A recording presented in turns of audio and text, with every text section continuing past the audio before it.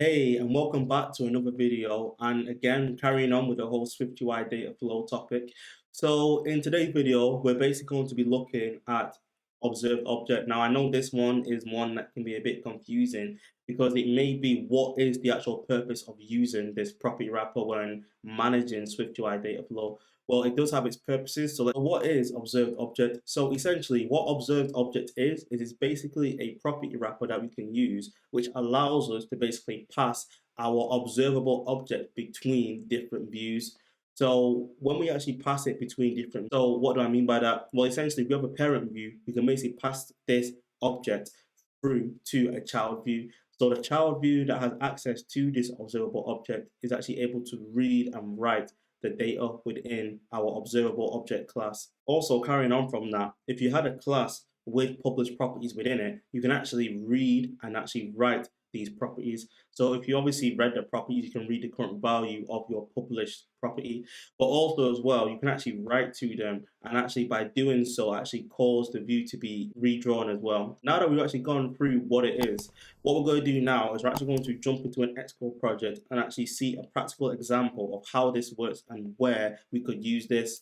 Let's do that now. Essentially, what we're going to go through is we're basically going to build a counter similar to what we did in our state object video, except this time, what we're going to do is we're actually going to have a child view that we use that will manage increasing and decreasing the counter.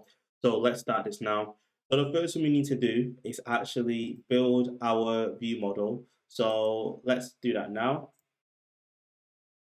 And I'm just going to basically type out the actual view model that we basically are going to be using. Now, I'm not going to go into too much detail here about what the observable object type means. But if you are interested in it, I did talk about in the previous video about state objects, so I definitely highly recommend you check that out. So let's just type this out now. So just a quick summary before we actually just go back to the main crux of this video. So essentially, we just basically got our view model. We have our counter, which is a published property because we want to basically cause some sort of changes in our view depending on when this counter changes. We have a function to increase the counter, and we also have a function to decrease the counter. What we're going to do now is we're basically going to use this view model in our content view and actually declare it by using the state object property wrapper. So let's do that now. So let's go into our content view and then let's use state object. Cool. So what we're going to do now is we're basically going to create a VStack and add a text in for our counter. So let's do that now.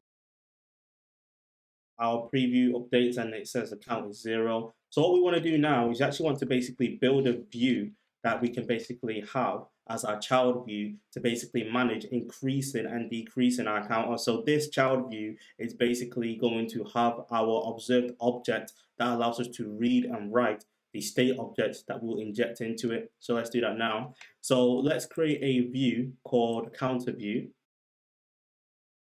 What we're going to do now is we're actually going to declare our observed object. So let's do that now. And as you can see, because when you're working with observed objects, it's very similar to like bindings. You don't want to basically initialize this with a default value. You're basically using this property to link the two views together. So because of that, our preview is basically complaining and saying that it's missing the object because we need to actually inject it in. So what we're going to do is we're just going to fix that now. And then in here, we're just going to pass it in our actual view model like so. So it has a reference to its own view model in the previews. And now what we need to do is we actually need to basically create our UI that will increase and decrease the counter on the screen that you see. So I'm just going to type this out now and then we'll break it down. So as you can see, we've now got our two buttons on the screen. And as you can see here, we're actually calling our view models function to increase and decrease our counter within our child view. So now what we need to do is we need to basically use this counter view within our parent view, which is the main content view. So let's do that now. We just go back here. So underneath our text, let's create our counter view. And as you can see, in the initializer, it's expecting us to pass in a reference to our view model. So what we're going to do is we're just going to pass our view model directly into here. So it's very important So it's very important that you don't do something like this.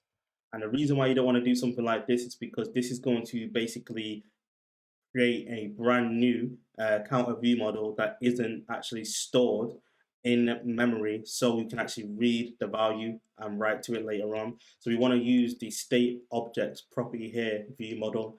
So now what we're going to do is we're going to see how, because we've actually used an observed object to bind our view model between our parent and our child, we can actually increase the counter. So let's see that now. So now let's go to our preview. And as you can see, if I hit increase, you'll see that the counter increases by 1. And we'll keep going. If I hit decrease, you can see that the counter decreases by 1 as well. So we're able to actually now pass in references between our views by using observed object. And that's probably the only use case of when you want to use it. So what we're going to do now is actually go back to the presentation and see some final points on observed objects. Let's do that now. Cool. So where and when would you want to use observed? All right, cool. So where and when would you actually want to use observed object? So essentially, if you need to pass a reference of an observable object between views, then this is a very good use case. So if you have a child view that basically needs to access a view model and actually basically, listen to changes or make changes, then this will be a good use point. And also as well, if you want to, you want to make sure, like I said previously, you want to avoid using observed object to basically create view models, because it's possible that the object can get released or it basically just loses its reference, completely. You just don't have it anymore. That's everything today about observed object. Hopefully you found that useful. If you have any comments about this video or any feedback, then leave it in the comment section below. Also as well, if you like this video, I'd really appreciate if you gave it a thumbs up. And if you haven't already, subscribe to the channel and hit the notification bell. That's everything from me today. I'll catch you all in a bit. Deuces.